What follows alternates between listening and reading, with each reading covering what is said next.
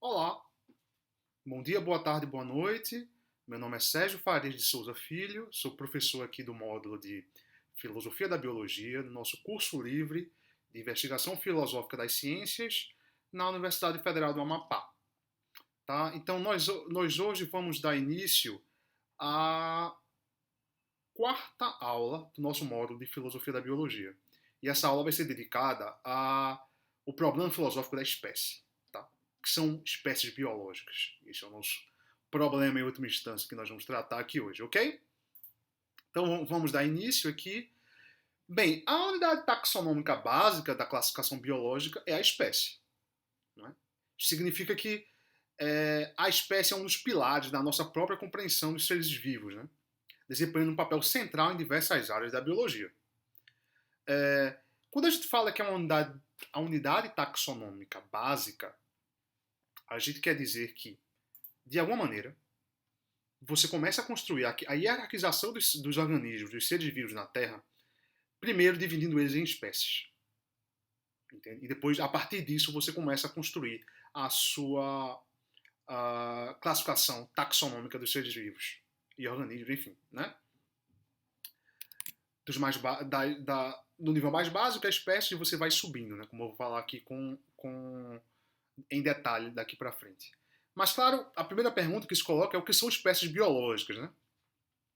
E aí, esse é um problema da filosofia da biologia e da biologia, e particularmente o que nos interessa aqui na filosofia da biologia são dois problemas mais específicos que surgem desse problema geral da natureza das espécies biológicas, né? O primeiro problema é o problema da individuação das espécies, né? Veja, problema da individuação das espécies. O que individua as espécies? Ou seja, o que distingue uma espécie da outra, né? Você tem o organismo A, o organismo B. Aparentemente, o organismo A é de uma espécie e o organismo B é de outra espécie. Por que são espécies diferentes, né? Então, o que diferencia o mico-leão dourado, o coqueiro e o bem-te-vi de modo a que pertençam a diferentes espécies de organismos, né? Como é que isso é possível, né? Em virtude de que eles pertencem a espécies diferentes? Esse é o primeiro problema. O segundo problema é o problema do status ontológico das espécies, né? Qual o status ontológico das espécies?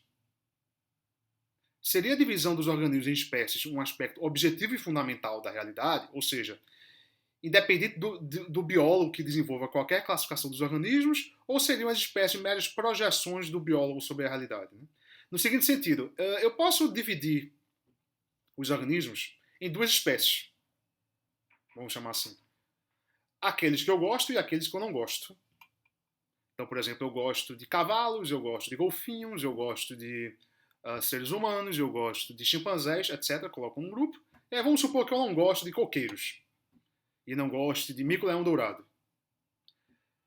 Essa classificação de espécies seria completamente arbitrária, porque ela dependeria da subjetividade de meus estados mentais, de meu gosto pessoal, né? Ela não refletiria uma divisão objetiva da realidade, uma classificação objetiva da realidade que independa do observador que classifica as espécies, né? Então, nós temos esse problema de como dividir os organismos em espécies através de um aspecto objetivo e fundamental da realidade, né? De maneira que as espécies não seriam meras projeções de nós, dos biólogos, ou de nós, seres humanos em geral, enfim, que dividem os organismos em certos grupos, né?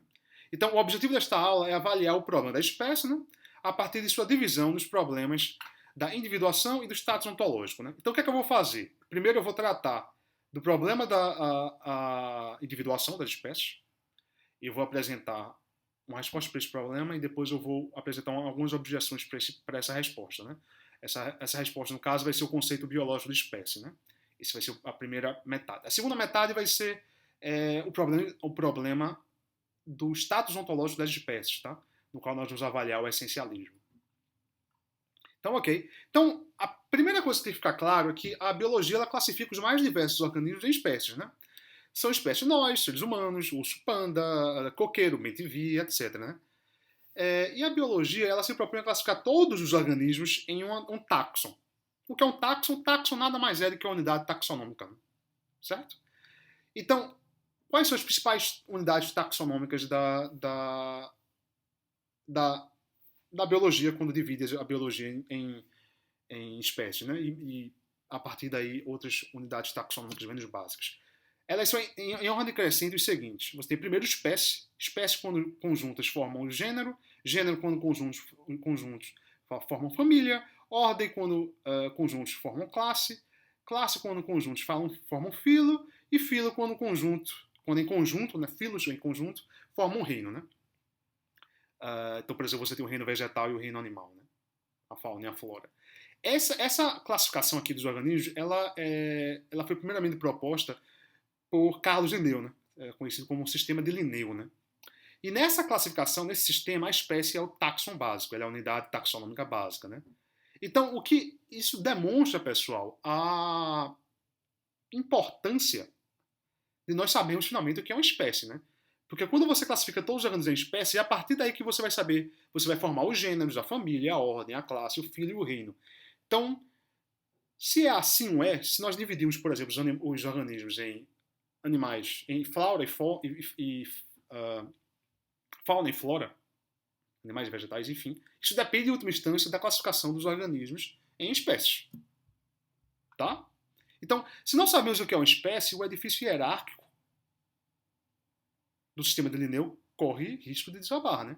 O que mostra a importância do próprio problema da espécie. Né? Ocorre que os objetos, qualquer objeto que nós queremos classificar, eles podem ser classificados das mais diversas maneiras, né? E depender de como o mundo esteja objetivamente organizado. E aí, como eu acabei falando no início, isso significa que nós podemos ter classificações arbitrárias dos objetos em questão. Eu posso dividir qualquer grupo de objetos entre os que eu gosto e aqueles que eu não gosto. Né? Então, a questão que se coloca é a seguinte: a partir de qual critério devemos avaliar classificações alternativas dos objetos de um dado domínio? Né? Há uma maneira correta de classificá-los ou todas as classificações são, em última instância, igualmente corretas? Ou seja, quando a gente classifica os organismos em espécies, há um critério claro e objetivo de quais organismos entram em uma espécie e quais organismos entram em outra, pertencem a uma espécie ou pertencem a outra, haveria uma maneira correta de classificar os organismos dessa maneira, ou talvez você pode cair numa espécie de relativismo dizendo que, olha, todas as classificações são igualmente corretas. Tá? E é isso que os biólogos e a maioria dos filósofos da biologia, ao menos, querem correr. Né? O que está atrás aqui é nós encontrarmos condições a fim de estabelecer um critério que nos entregue uma classificação objetiva dos organismos em espécies. Esse é o objetivo aqui, tá? Esse é nossa finalidade, né? Vamos dizer assim. Então, qual é a definição de espécie mais influente? Certamente é o que nós podemos chamar aqui de CBE, é o conceito biológico de espécie, né? Proposto pela primeira vez por Mayer, eu não sei exatamente como diz o sobrenome dele, M-A-Y-R, né? Que, de acordo com o conceito biológico de espécie, uma espécie é um grupo de organismo reprodutivamente isolado. Grupo de organismos reprodutivamente isolado de outros grupos de organismos. Ou seja, organismos que pertencentes a uma mesma espécie são capazes de reproduzir entre si, enquanto que organismos pertencentes a espécies diferentes são reprodutivamente isolados. Eles não podem se reproduzir entre si. Se A pertence a uma espécie X e B pertence a uma espécie Y, de acordo com o conceito biológico da espécie, isso ocorre porque A não pode se reproduzir com B. Organismos da espécie X não podem se reproduzir com organismos da espécie Y. E esse seria o critério objetivo para classificar os organismos em espécie. Tá? Então, vamos ilustrar isso. Chimpanzés e mosquitos da dengue não são organismos da mesma espécie. Por quê? Por eles serem reprodutivamente isolados, portanto incapazes de procriação. Já os cães pastor alemão e Doberman pertencem à mesma espécie, já que são capazes de reproduzir entre si. Né? A semelhança entre os chimpanzés surgiu e persistiu ao longo da história evolutiva devido ao isolamento reprodutivo dos chimpanzés. Os chimpanzés se reproduzem apenas entre si. Então, por eles não procriarem com outros organismos, a aparência e o comportamento dos chimpanzés, por exemplo, persistiram ao longo da história evolutiva dos chimpanzés. Tá? Então, esse é o conceito biológico de espécie. Né? Uma espécie é um grupo de organismos reprodutivamente isolado de outros grupos de organismos. O critério objetivo para a classificação de organismos em espécie é isolamento reprodutivo. Tá claro? Ok? Então vamos dar Vamos dar prosseguimento aqui. Que problemas surgem para o conceito biológico de espécie? Bem, há vários. Eu vou citar aqui apenas dois, tá? Desenvolver aqui apenas dois. O primeiro problema é que o conceito biológico de espécie ele exclui organismos assexuados de serem membros de qualquer espécie, por não pertencerem a grupos reprodutivamente isolados. Né? De fato, claro, por serem assexuados, não pertencem a qualquer grupo reprodutivo, isolado ou não. Então esse é o problema. Se você assume o conceito biológico de espécie, você não consegue classificar organismos assexuados em espécies. Né? Justamente porque o critério relevante é isolamento reprodutivo. Né? Esse é o primeiro problema. O segundo problema é o problema do hibridismo. A reprodução entre organismos de espécies diferentes. O que parece ser o caso. Né? No caso das plantas, por exemplo, é bastante comum haver procriação entre organismos que pertencem a espécies diferentes, embora haja hibridismo entre animais também. Por exemplo, a cacatua rosa e o galá, G-A-L-A-H. Depois vocês vão dar uma olhada nesses dois animais, tá? Então você tem hibridismo entre plantas e animais, né? Então, parece que o conceito biológico de espécie, ele traça aqui uma classificação equivocada, pois que estas plantas e animais pertencem a espécies diferentes, apesar de não serem reprodutivamente isoladas. Né? Isso aqui essa objeção aqui especificamente vocês encontram na referência que eu vou colocar, né? Ocacha, que é um filósofo, desenvolve bem isso, Kingstarney e Griffiths também desenvolvem bem isso, enfim, são objeções clássicas ao conceito biológico de espécie como solução para o problema da individuação das espécies, tá? Então, essa aqui é a primeira metade da aula. Vamos para a segunda, que é dedicada ao problema do status ontológico da espécie. Então, vamos fazer o seguinte. Suponha que de fato existe uma classificação correta das espécies. A classificação X, ela é bem sucedida em estabelecer um critério objetivo para dividir os organismos em espécies. Tá? Que independa das nossas idiosincrasias, de fato seja um retrato objetivo da realidade, etc. Ok? Então o problema que se coloca é o seguinte. Qual é, então, o status ontológico das espécies? Né? Qual o status ontológico das espécies? Né? E claro que para entender esse problema, pessoal, é preciso ficar muito claro o que é um problema ontológico. Né? E aqui eu vou assumir que o problema ontológico das espécies é o problema sobre a maneira que espécie existe. Ou seja, o seu modo de ser. Ainda está um pouco confuso? Tá, então a gente está assumindo que há várias maneiras que as espécies poderiam existir, poderiam ser, diferentes modos de ser, como se diz em ontologia, e qual dessas maneiras seria a correta? Essa é a questão aqui. Ilustrando essas diferentes maneiras de existência, esses diferentes modos de ser, torna isso mais claro. Por exemplo, seriam as espécies entidades reais e objetivas? Elas seriam uma característica objetiva da realidade ou seria uma mera projeção de gosto, por exemplo, de preferência subjetiva do organismo do biólogo que classifica os organismos em espécie? Esses seriam dois modos de ser diferentes, né, que dariam duas respostas diferentes para o problema ontológico, do status ontológico das espécies. Né? Então, a classificação dos organismos em espécies independe a classificação dos organismos em espécies independe dos interesses da arbitrariedade do biólogo, que assim as classifica, tendo as espécies, portanto, uma constituição independente de qualquer observador. É isso que está em jogo se a espécie for ou uma mera projeção do biólogo sobre os organismos, ou se a espécie for uma característica objetiva e fundamental da realidade, que independa de qualquer classificação. Então pense o seguinte, uma maneira muito interessante de explicar isso, e pedagogicamente melhor, a meu ver. Suponha que nunca tenha havido qualquer classificação de espécies na história da Terra. Simplesmente nunca houve biólogos.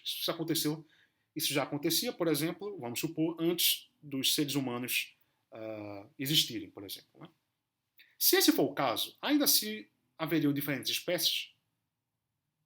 Ainda assim, organismos pertenceriam a espécies diferentes? Se esse for o caso, então a existência das espécies, o modo de ser das espécies, independeria de quem as classifica. Independeria do proferimento da existência de qualquer classificação. Seria tão somente aspecto objetivo da realidade. Tá? A resposta mais tradicional na história da filosofia para o problema do status ontológico da espécie é o essencialismo. Aristóteles, filósofo da Grécia Antiga, talvez seja o mais conhecido proponente dessa visão, o essencialismo. Né? O que é que diz o essencialismo? Espécies possuem essências que determinam sua realidade e objetividade, independentes de qualquer observador.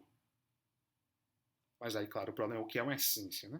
A essência de um objeto é aquilo sem o qual este não seria aquilo que é. Então, é como se você tivesse um objeto, ele é alguma coisa, se você tira a essência dele, ele deixa de ser aquela coisa. Entende? Por exemplo, vamos supor que uma propriedade essencial do ser humano ser um animal. Tá? Mas não uma propriedade essencial do ser humano está localizado à minha direita. Se Aristóteles está localizado à minha direita, suponha. Minha direita aqui. Né?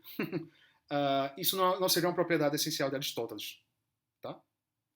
Então, se Aristóteles estivesse à minha direita ou à minha esquerda, ele continuaria sendo humano. Mas se Aristóteles não fosse mais um animal, ele não mais seria humano.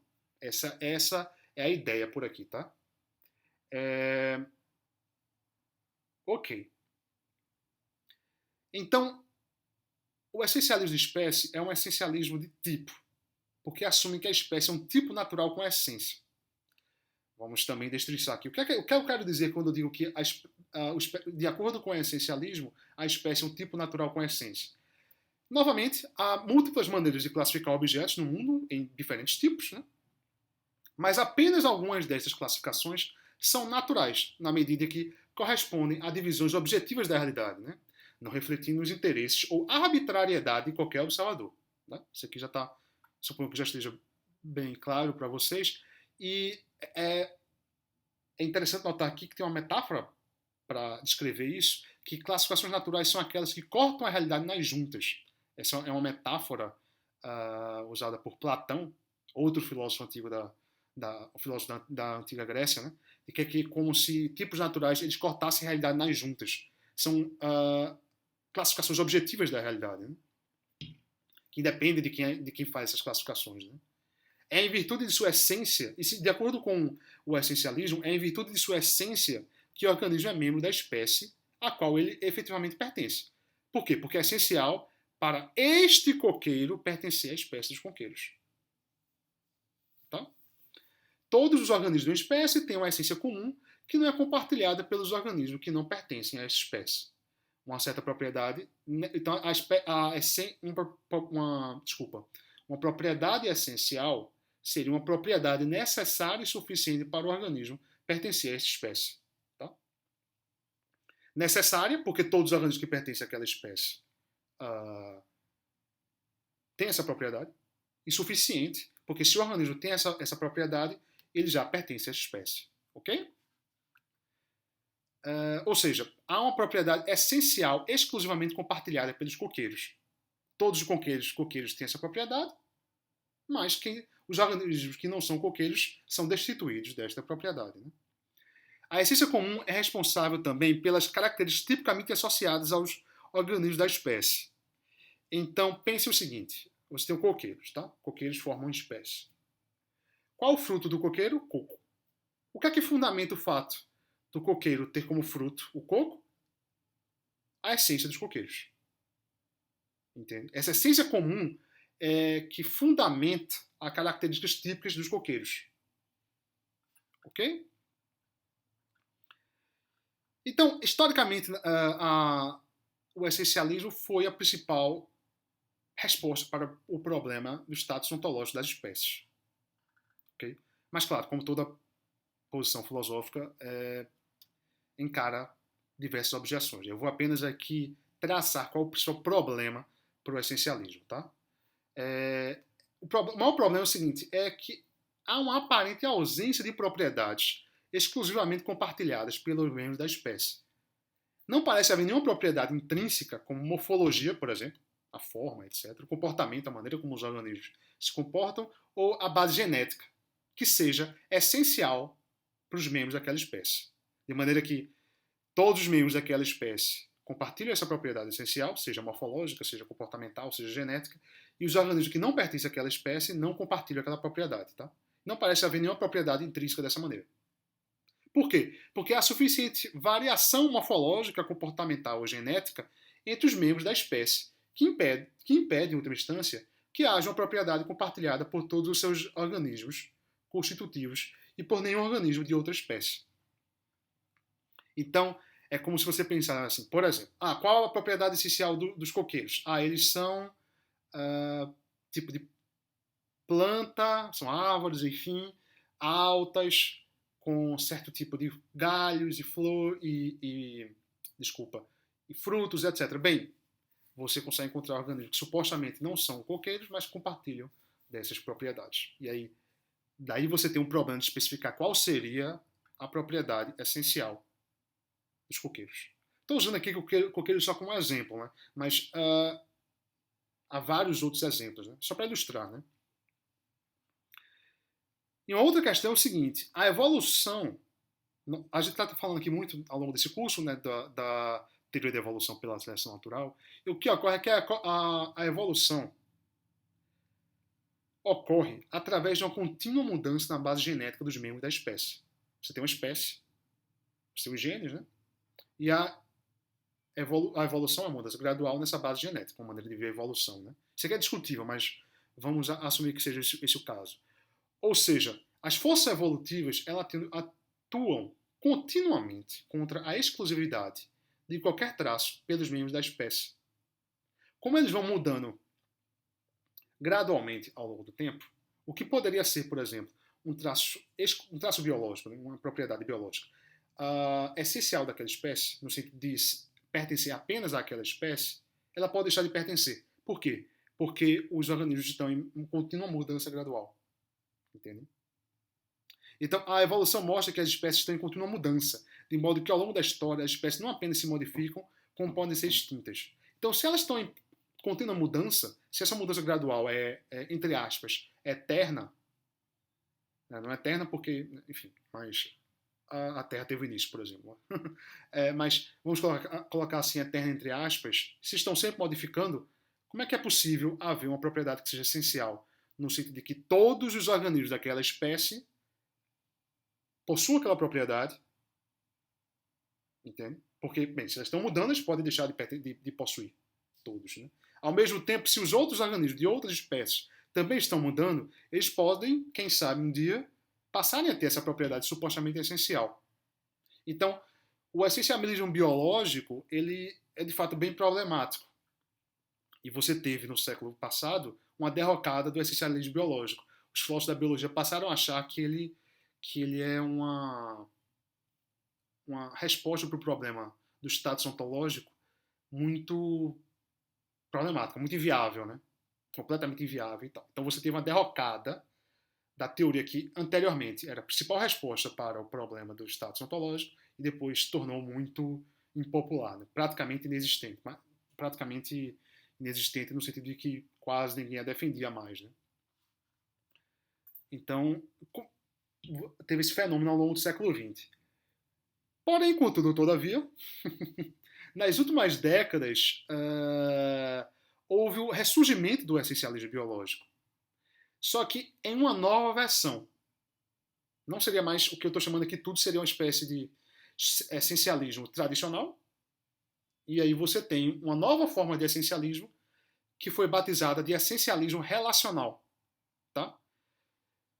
E aí nós vamos distinguir aqui o essencialismo biológico tradicional do essencialismo biológico relacional. Só para não confundir um com o outro. Né?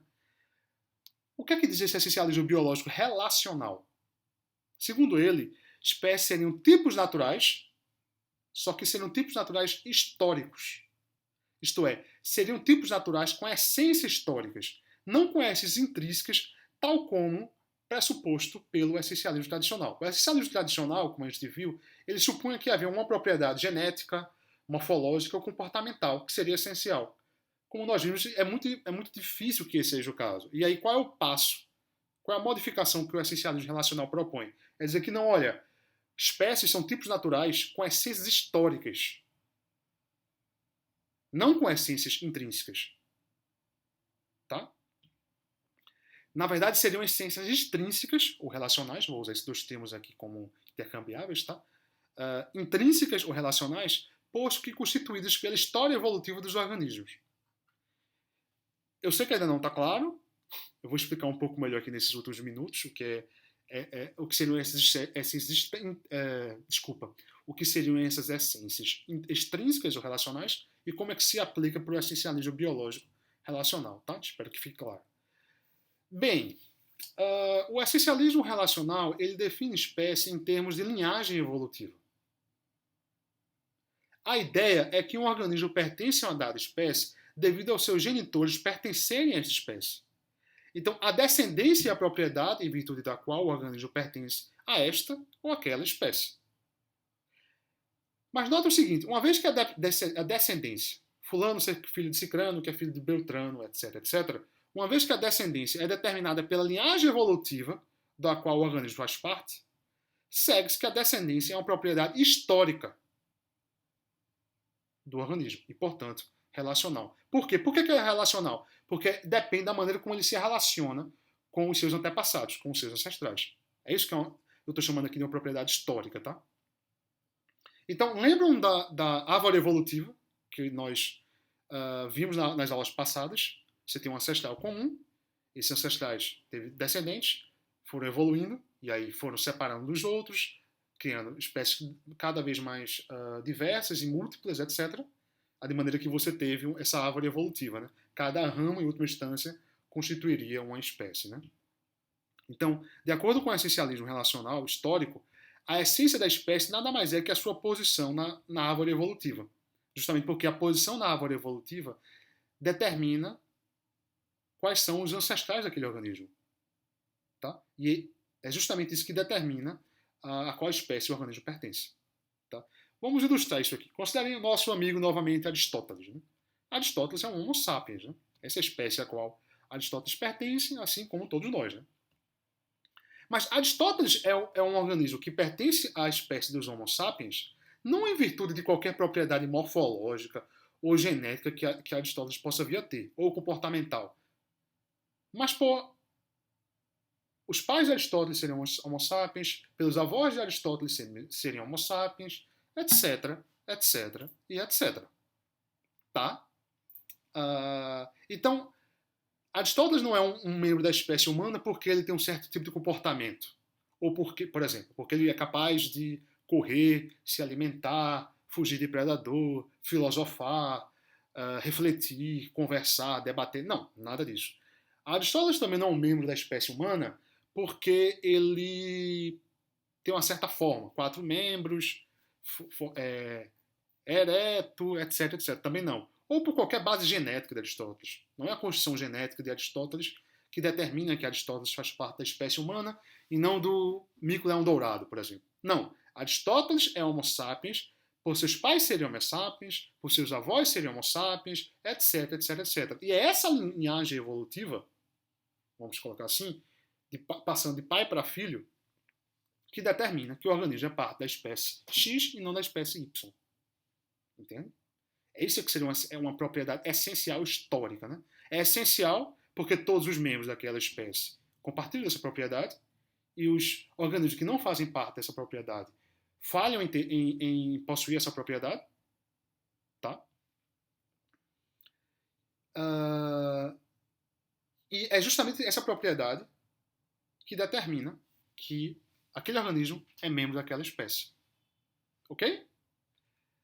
Então é isso.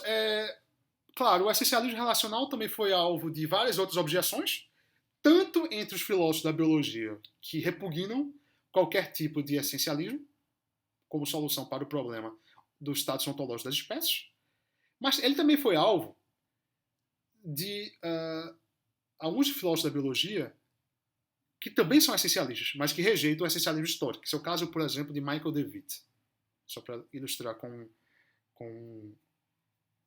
um filósofo da biologia contemporânea, tá? Michael DeWitt. Novamente, todas as referências que eu fiz aqui vocês encontram